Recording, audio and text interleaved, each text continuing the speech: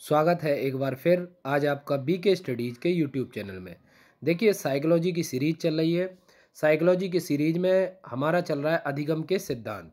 तो अधिगम के सिद्धांत में आपने पढ़ा अब तक थॉर्नडाइक का सिद्धांत और स्किनर का सिद्धांत। आज जो पढ़ने वाले हैं हम बहुत ही इम्पोर्टेंट सिद्धांत जिसके बारे में पढ़ेंगे आज वो है पावलव का अनुकूलित अनुक्रिया सिद्धांत या शास्त्रीय अनुबंधन का सिद्धांत। देखिए इसको जब हम पढ़ेंगे तो क्योंकि इससे कई बार पेपरों में लगातार प्रश्न आ गए हैं, इसलिए हमें इसे पढ़ना बहुत ज़रूरी है और बहुत विस्तार से इसके बारे में जानेंगे ताकि एक बार में ही आप इसको पूरा कवर कर जाएं। आइए शुरू करते हैं। लेकिन देखिए कोई भी वीडियो अगर आप देखते हैं, कोई भी वीडियो प्लेलिस्ट में है तो आप उसको पूरा देखने का प्रयास करें। अगर आप पूरा वीडियो देख पाते हैं तो निश्चित तौर पर इस टॉपिक से आपका एक भी क्वेश्चन बचकर नहीं जाएगा, ये गारंटी है। और अगर आप कहीं इसको लिख लें या 2 बार वीडियो देख लें तो मेरी गारंटी है कि लाइफ में कभी ये आप भूल नहीं पाओगे। आइए शुरू करते हैं।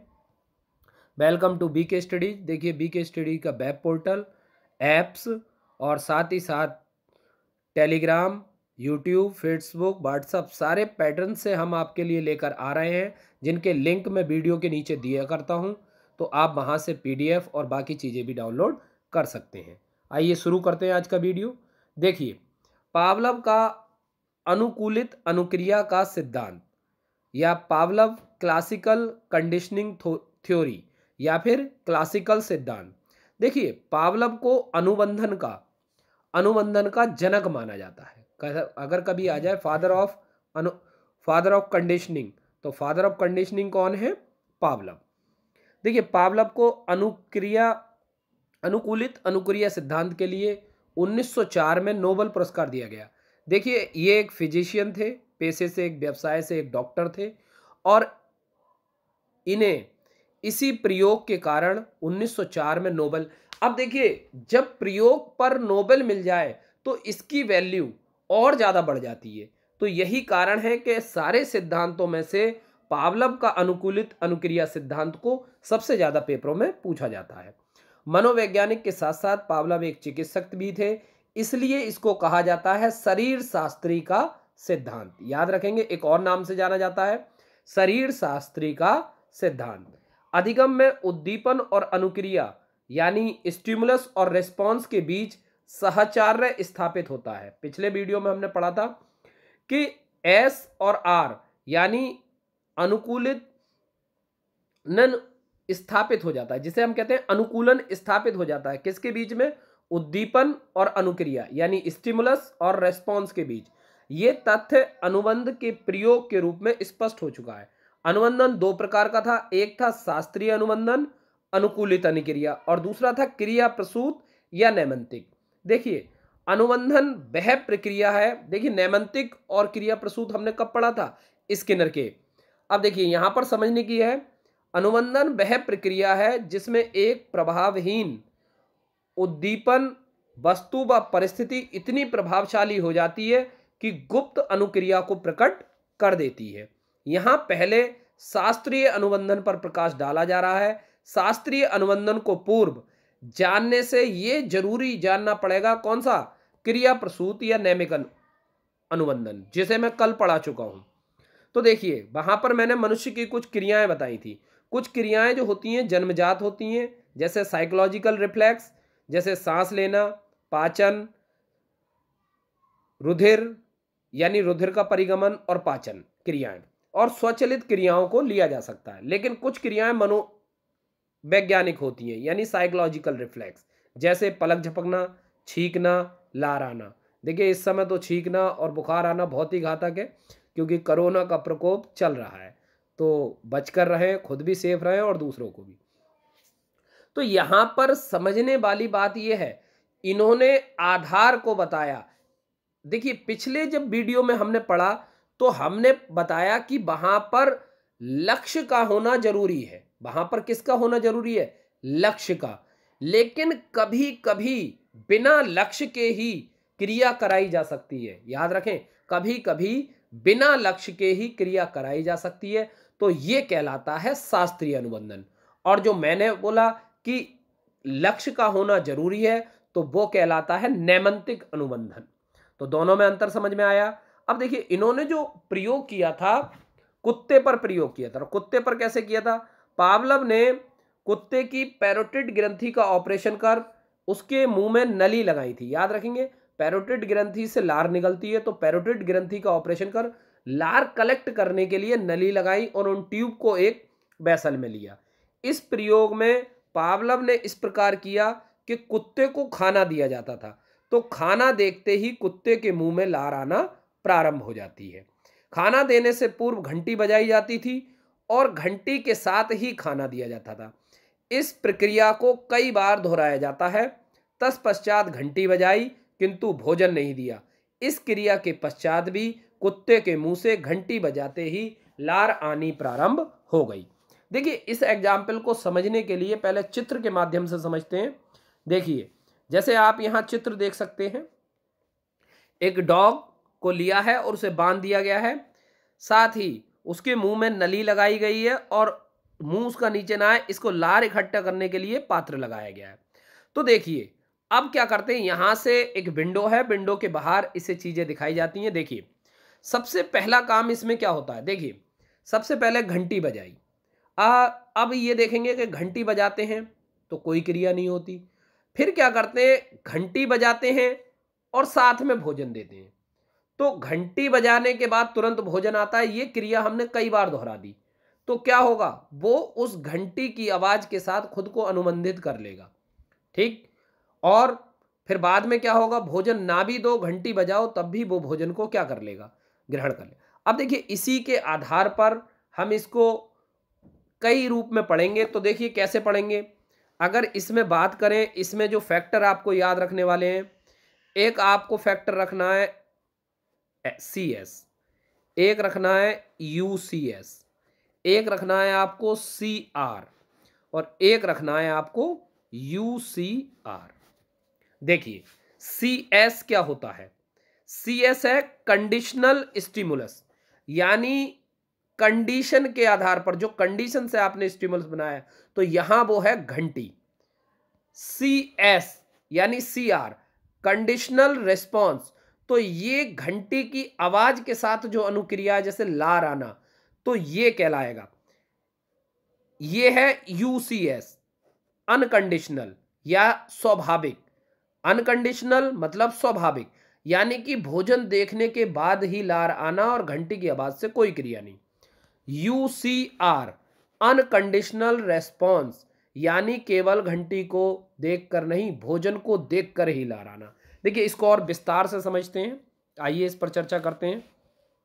देखिए यहां भोजन स्वाभाविक उद्दीपक है। स्वाभाविक उद्दीपक मैंने बताया, स्वाभाविक में कई बार आप कंफ्यूजन हो जाएंगे, तो इसमें कंफ्यूज नहीं होना है। स्वाभाविक का मतलब है UCS अनकंडीशनल। ठीक किया गया, भोजन को देखते ही कुत्ते के मुंह में लार आना एक स्वाभाविक अनुक्रिया है।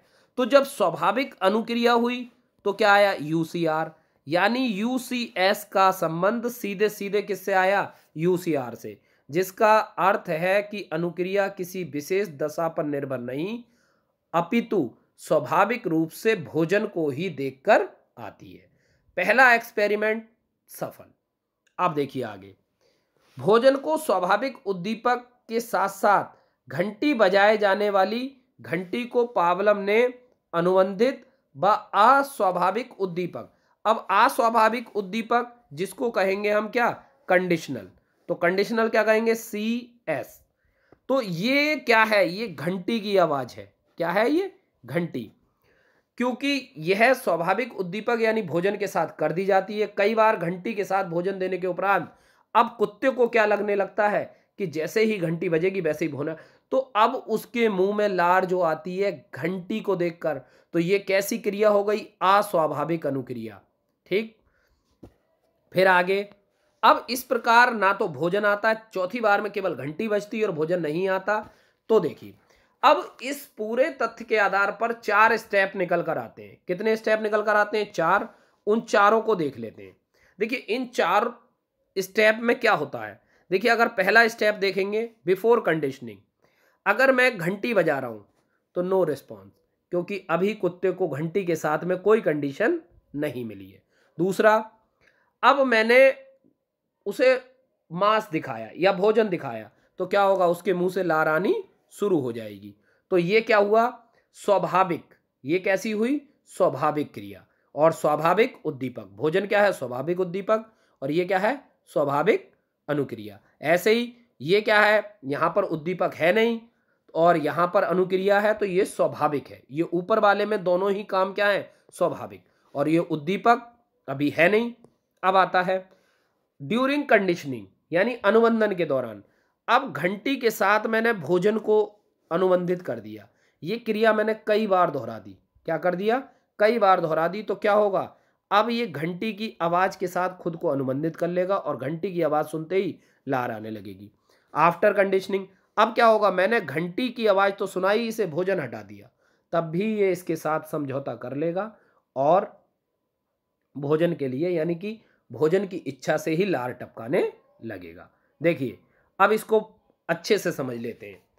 भोजन स्वाभाविक उद्दीपक, क्वेश्चन पूछा जाता है कि स्वाभाविक उद्दीपक क्या है या यूसीएस क्या है, तो क्या होगा, या उत्तेजक क्या है, तो यह है भोजन। लार टपकना क्या है, स्वाभाविक अनुक्रिया। फिर घंटी की आवाज क्या है, अस्वाभाविक उद्दीपक। फिर सीएस क्या है, यानी कि कोई अनुक्रिया नहीं होती है तो वो कैसा है, अस्वाभाविक उद्दीपक। कैसा है, अस्वाभाविक। फिर है घंटी की आवाज के साथ सीएस, अब कंडीशनल लगा दी और भोजन के साथ उद्दीपक, तो ये क्या हो गई, लार स्वाभाविक अनुक्रिया, यानी लार आ रही है, इसका मतलब कंडीशनल अभिक्रिया। अब उसके बाद घंटी की आवाज, अस्वाभाविक उद्दीपक, भोजन नहीं दिया, फिर क्या आया, यूसीएस, यानी अनकंडीशनल। ठीक है, तो अनकंडीशनल को हम कहते हैं स्वाभाविक अनुक्रिया। तो इस तरीके से आप समझ ले सकते हैं, चारों स्टेप को मैंने समझा दिया है। अगर 3-4 बार इसको पढ़ा तो आप समझ जाएंगे। देखिए दोबारा समझ लीजिए, यहां पर देखिए, अगर भोजन दिखाता हूं तो है यह यूसीएस, अनकंडीशनल स्टिमुलस। ठीक, फिर भोजन को दिखाकर जो लार आती है वो है यूसीआर, अनकंडीशनल रेस्पॉन्स। अब मैं कोई भी स्टिमुलस नहीं देता, उसे भोजन नहीं दिखाता, सपोज मैं उसे केवल घंटी दिखा दूं, तो घंटी में उसे क्या दिखाया मैंने, सीआर, लेकिन अनुक्रिया कैसी है, कोई अनुक्रिया नहीं, तो वो स्वाभाविक है। तीसरे में मैंने क्या किया, सीआर, यानी कंडीशन लगा दी, सीएस कर दिया और यूसीएस दोनों को एक साथ जोड़ दिया, तो क्रिया मुझे कैसी मिली, लार आने वाली। अब लार आएगी तो वो कैसी क्रिया है, वो कंडीशन लगा के आई है, तो क्या आएगा, सीआर। तो इस चीज का याद रखेंगे। आइए उद्दीपकों के प्रकार देखिए, कौन कौन से उद्दीपक होते हैं, एक पॉजिटिव और एक नेगेटिव। पॉजिटिव या धनात्मक, जिन्हें कहते हैं हम अवार्ड, प्रेज, प्रशंसा, अवार्ड, पीठ थपथपाना, शाबाश, वेरी गुड, इन जैसे शब्दों का प्रयोग करना। नकारात्मक या ऋणात्मक, दंड, दुखदाई, नाला, मतलब क्लास में अपशब्दों का प्रयोग करना। हालांकि इस पर बहुत ही ज़्यादा विद्यालय अब इस मामले में सुधर गए हैं और हमारी सरकार भी इसमें कर रही है कि अब ऐसे वर्डों का प्रयोग नहीं किया जाता, लेकिन प्राचीन शिक्षा में इस तरीके के वर्डों का प्रयोग भी करते थे। कभी कभी नकारात्मक शब्दों से भी वो आपको प्रेरणा देते थे। लेकिन आज कोई भी शब्द, अब नकारात्मक तो फिर क्या होगा, नकारात्मक ऐसे होता है जैसे पूरी कक्षा में आपको सबसे हीन दिखाना, कक्षा के और बच्चों से आपकी तुलना करना, तो ये सब क्या होंगे, नकारात्मक। अब आते हैं पावलोव के सिद्धांत के प्रमुख तथ्य। तो तथ्य को जानना जरूरी है। तो देखिए पहला तथ्य है विलोपन। विलोपन मतलब किसी चीज का बीच में से विलोप कर देना, तो विलोप को समझना बहुत जरूरी है। अनुबंधन के बाद जब उद्दीपक के साथ हम कई बार स्वाभाविक उद्दीपक को प्रस्तुत नहीं कर पाते तो अनुबंधन अनुक्रिया का धीरे धीरे विलोपन हो जाता है। देखिए जैसे अब सपोज कीजिए मैंने यहां पर कुत्ते को घंटी बजाई, बेल रिंग कर दी और इसके बाद मैं उसे भोजन दे रहा हूं। अब मैंने क्या किया, घंटी तो बजा दी लेकिन भोजन नहीं दिया। अब यही क्रिया मैंने कई बार कर दी। अब कई बार कर दी तो वो उसके साथ समझ जाता है कि ये सिर्फ घंटी बजाएंगे, ये नहीं। जैसे आपने देखा होगा शेर आया, भेड़िया आया, और बाद में जब गांव वाले जाते हैं तो सचमुच भेड़िया आता है, वो तब भी नहीं जाते। तो इसका मेन मतलब क्या है कि अगर कोई क्रिया बार बार नकारात्मक होगी तो उसका क्या हो जाएगा, विलोप। फिर आता है अगला स्टेप, स्वतः प्रकटीकरण यानी स्पॉन्टेनियस रिकवरी। विलोपन के बाद अगर हम कुछ समय बाद अनुबंधित उद्दीपक को पुनः प्रस्तुत कर दें, अब सपोज ये एक दो बार विलोप किया फिर भोजन रख दिया, तो कभी कभी अनुबंधित अनुक्रिया करना पुनः शुरू कर देगा। अब वो फिर वही अनुक्रिया करना क्या कर देगा, शुरू। फिर आता है उद्दीपक सामान्यीकरण, जिसे कहते हैं स्टिमुलस जनरलाइजेशन। एक बार अनुबंधन स्थापित हो जाने पर अनुबंधित उद्दीपक के मिलते जुलते अन्य उद्दीपकों के प्रति भी उसी ढंग से। अब इसका मतलब क्या होता है, जैसे घंटी की आवाज सुनी, अब उसी से मिलती जुलती बैल हो, सायरन हो, रिंग हो, तो कुछ भी उसके होगा तो उसे लगेगा कि अब कहीं ना कहीं आवाज हुई है तो मुझे भोजन मिलेगा। तो इस तरीके से जैसे आपने देखा होगा कि जिनके यहाँ पेट पलते हैं, अगर वो दरवाजा खोलते हैं तो जो व्यक्ति उन्हें खाने के लिए देता है वह उसके ऊपर की तरफ को आते हैं, उसके हाथ को चाटते, पैर। क्यों? क्योंकि उन्हें आशा रहती है हमेशा कि ये कुछ ना कुछ देगा। अब उन्हीं के जैसा कोई और आदमी अगर आता है तो वो उसके साथ भी वैसा करते हैं कि हमें भी कुछ दे। तो ये क्या कहलाती है, स्टिमुलस जनरल। फिर आता है उद्दीपक विभेदन यानी स्टिमुलस डिस्क्रिमिनेशन। देखिए, अनुबंध के प्रयासों की संख्या बढ़ने पर प्राणी अनुबंधित तथा सामान्य उद्दीपकों में धीरे धीरे विभेद करने। अब देखिए, अगर आप ज्यादा समय तक गायब रखेंगे तो वो समझ जाता है कि घंटी कब बजाएंगे, कितने समय बाद देंगे, तो वो भी आपकी अनुक्रियाओं को कर लेता है और आपको क्या करता है, धीरे धीरे वो भी समझ जाता है। तो ये उसके साथ, उद्दीपकों के साथ धीरे धीरे अंतर करना सीख जाता है। फिर आता है कालिक क्रम, जिसे हम कहते हैं टेम्परल सीक्वेंस। अनुबंध के लिए अनुबंधित उद्दीपक और स्वाभाविक उद्दीपक के अंतराल के बढ़ाने पर अनुबंधन कमजोर हो जाता है। बेसिकली जो समय दिया गया था इसके लिए 10 सेकंड का समय दिया गया था, लेकिन अगर हम इसके बीच का समय बढ़ा दें, अंतराल ज्यादा कर दें, तो अंतराल अगर बढ़ जाएगा तो अनुबंधन कैसा हो जाता है, कमजोर हो जाता है। अब आता है पुनर्वलन। अनुबंधन को पुनर्वलन करने के लिए यह महत्वपूर्ण है कि उद्दीपक के साथ साथ स्वाभाविक उद्दीपक बीच में दिया जाए। देखिए, मैंने बताया कि उद्दीपक यानी घंटी के साथ साथ बीच में भोजन भी दिया जाना चाहिए, वरना वो भी समझ जाएगा कि ये केवल घंटी बजाई जा रही है, भोजन नहीं है। ठीक, अब देखिए इसके नाम। अब शास्त्रीय अनुबंधन का सिद्धांत, तो प्राचीन शास्त्रीय अनुबंधन का सिद्धांत, तो क्लासिकल जहां भी आएगा तो क्लासिकल, क्योंकि इन्होंने ही इसमें अनुबंधन किया, अनुबंधन के जनक हैं। अनुबंधन के जनक जब ये हैं तो सबसे प्राचीन अनुबंधन कौन सा हुआ, ये। तो इसलिए प्राचीन अनुबंधन का सिद्धांत किसका होगा, पावलव। शास्त्रीय अनुबंधन का, मैंने बोला शरीर शास्त्री थे, शरीर शास्त्री थे, चिकित्सक थे, इसलिए क्या आ गया, शास्त्रीय। और शास्त्रीय वैसे भी हम कहते हैं क्लासिकल। क्लासिकल यानी प्राचीन का दूसरा ही नाम शास्त्रीय। सहज अनुकूलित अनुक्रिया। अब सहज यानी अनुकूलन कर लेना, यानी किसी को परिस्थिति के अनुसार ढाल लेना, तो ये कहलाता है सहज अनुकूलन। फिर है सहज अनुक्रिया, जब अनुकूलन हो जाता तो सहज क्या होने लगी, अनुक्रिया। फिर है अनुकूलित अनुक्रिया, अब जब किसी आवाज के साथ उसने अपने आप को स्टेबलाइज कर लिया तो उसके अनुसार अनुक्रिया करेगा, ये कहलाएगी सह अनुकूलित अनुक्रिया। फिर आता है प्रत्यावर्तन अनुकूलित। अब ये प्रत्यावर्तन क्या होता है, यानी रिवर्स हो रही है। आमतौर पर होना क्या चाहिए था, भोजन को देखकर लार आनी चाहिए, अब जब बिना भोजन के लार आने लगी तो क्या हो गई, प्रत्यावर्तन। याद रखेंगे, इसी से देखिए मिलता जुलता। अनुकूलित अनुक्रिया सिद्धांत का दूसरा प्रयोग वाटसन ने अपने 11 महीने के बालक पर एक खरगोश के साथ किया। यह क्लासिकल अनुबंधन के अंग में था।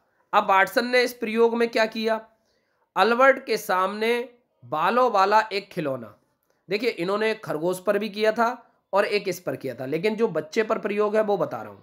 वाटसन ने अपने प्रयोग में अपनी पत्नी रेनर के साथ 1920 में अपने पुत्र अल्बर्ट पर 11 माह का प्रयोग किया। अल्बर्ट के सम्मुख उन्होंने बालों वाला खिलौना रखा और डरावनी ध्वनि के साथ प्रस्तुत किया। परिणाम स्वरूप अल्बर्ट डरकर रोने लगा।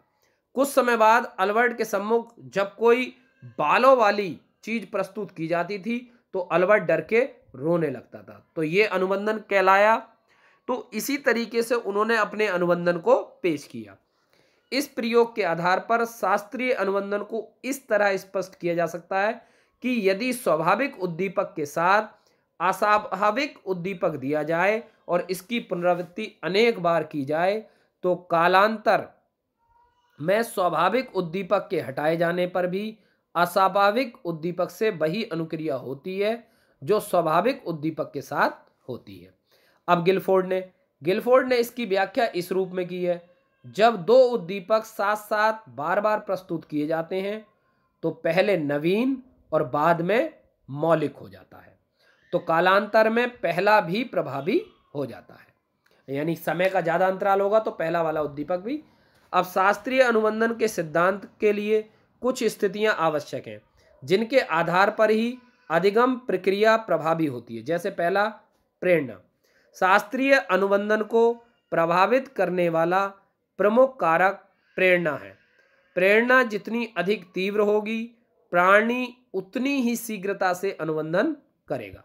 पावलव के प्रयोग में कुत्ता भूखा था, इसी कारण भोजन के साथ साथ घंटी की आवाज से ही लार टपकने की क्रिया होने लगती।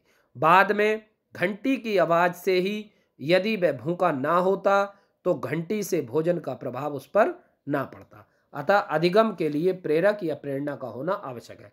जैसे आपने अपने दैनिक जीवन में देखा होगा, अगर आपके गली या मोहल्ले में अगर चाट या टिक्की वाला अगर कोई अपने तवे को बजाता है तो आप समझ जाते हो और उसके पानी के गोलगप्पों का सुनकर ही, यानी उसकी आवाज सुनकर ही आपके मुंह में पानी आ जाता है। तो ये भी एक अनुक्रिया। फिर आता समय की सन्निकटता। शास्त्रीय अनुबंधन सिद्धांत द्वारा अधिगम करने का दूसरा कारक है समय की सन्निकटता, मतलब समय का। अस्वाभाविक उद्दीपक के तुरंत बाद स्वाभाविक उद्दीपक देने से ही स्वाभाविक अनुक्रिया होती है। यदि दोनों उद्दीपकों में समय का अंतराल अधिक हो जाएगा तो अनुक्रिया नहीं होगी। मैंने बताया था 10 सेकंड का समय अंतराल होता है। फिर आता है पुनरावृत्ति। शास्त्रीय अनुबंधन को प्रभावित करने वाला तृतीय कारक पुनरावृत्ति है। अस्वाभाविक उद्दीपक को स्वाभाविक उद्दीपन के साथ पुनः प्रस्तुत करने पर जीव अस्वाभाविक उद्दीपक का स्वाभाविक उद्दीपक के साथ संबंध स्थापित कर पाता है, ठीक, और अनुक्रिया करना सीख ले। फिर है नियंत्रित वातावरण। जब शास्त्रीय अनुबंधन द्वारा सीखने की प्रक्रिया हो रही थी तो उस समय आवश्यक है कि वातावरण को नियंत्रित रखा जाए, यही किसी भी प्रकार के बाधक उद्दीपक ना हो। अन्य उद्दीपकों से ध्यान आकर्षण हो सकता है। अब सपोज लिए घंटी के साथ नाचता, अब इधर से बिल्ली गुजर गई, इधर से चूहा गुजर गया, तो कहीं ना कहीं उसका ध्यान भंग हो जाएगा। इसलिए उन्होंने उसके सिर को स्थिर रखा था, हेड को क्या रखा था, स्थिर। इस प्रकार अधिगम में बाधा आ जाती है। इस कारण पावलव ने अपनी प्रयोगशाला को ध्वनि रोधी बनाया था, जिससे घंटी के अतिरिक्त कोई अन्य ध्वनि उसे ना सुनाई दे। अब आता है योगदान। तो योगदान किस में है, देखिए, हैबिट फॉर्मेशन। पावलव ने स्वयं कहा है कि विभिन्न प्रकार की आदतें जो प्रशिक्षण, शिक्षा एवं अनुशासन पर आधारित हैं, शास्त्रीय अनुबंधन की ही श्रृंखला में। इसका आशय है बालकों में अनेक अच्छी आदतें जैसे सफाई, समय पर कार्य करना, आदर करना, इसी विधि से सिखाया जाता है। अनुशासन की भावना का विकास इस प्रकार किया जाता है, इस प्रकार बालकों के व्यवहार को नियंत्रित किया जा सकता। अब है बुरी आदतों को तोड़ना, ब्रेकिंग ऑफ बैड हैबिट।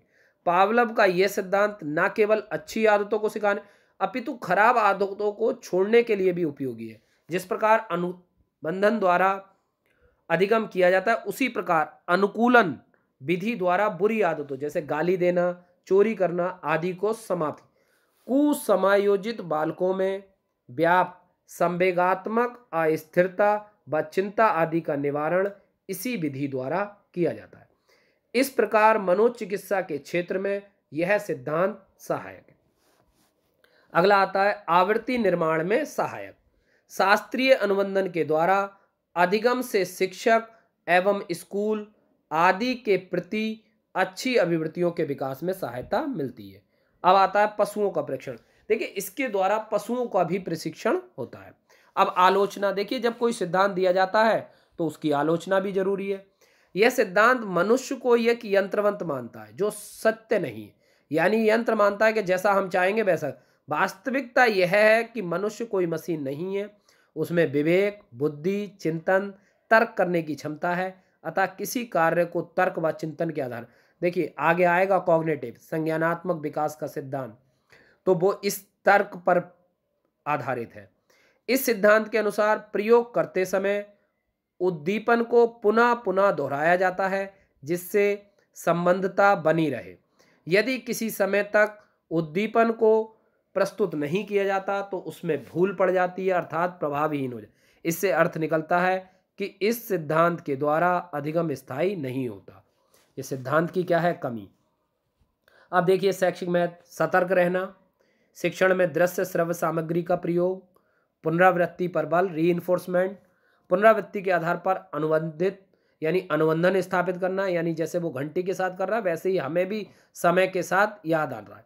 भाषा को सीखने व सिखाने के लिए विशेष उपयोगी, आदतों के निर्माण में विशेष उपयोगी, यांत्रिक तरीके से सीखने पर बल।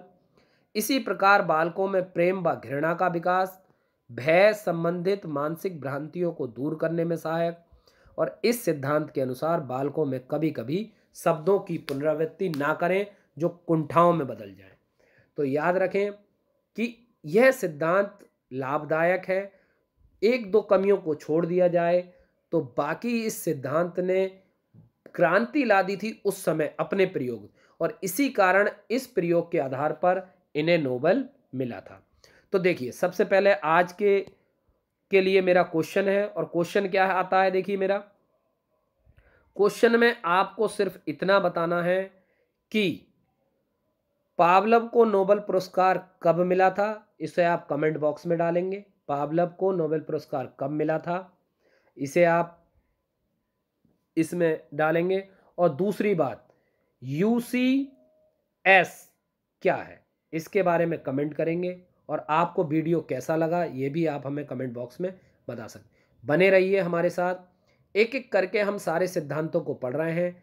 अगला भी इम्पोर्टेंट सिद्धांत हम आपके लिए लेकर आएंगे।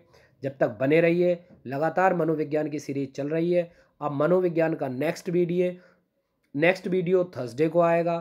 थर्सडे को मिलते हैं, जब तक बने रहिए हमारे साथ और लगातार ऐसे ही अपने दोस्तों को शेयर करते रहिए, लाइक और सब्सक्राइब करते रहिए।